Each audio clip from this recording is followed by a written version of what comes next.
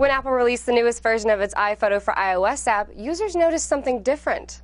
If you take a photo in the OS X version of iPhoto, Google Maps pops up to track the location.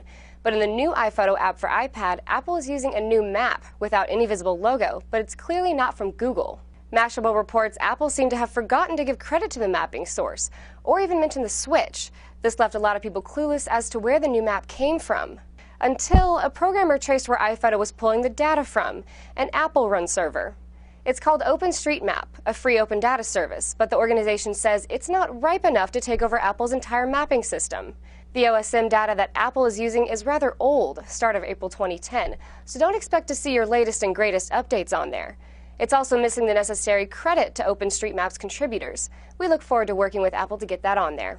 But despite the rough edges of the new map, Gizmodo says Apple could benefit from switching out of Google's gears.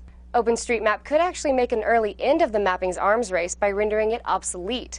It has the potential to grow into the engine for a legitimate mapping system, one Apple doesn't have to pay for.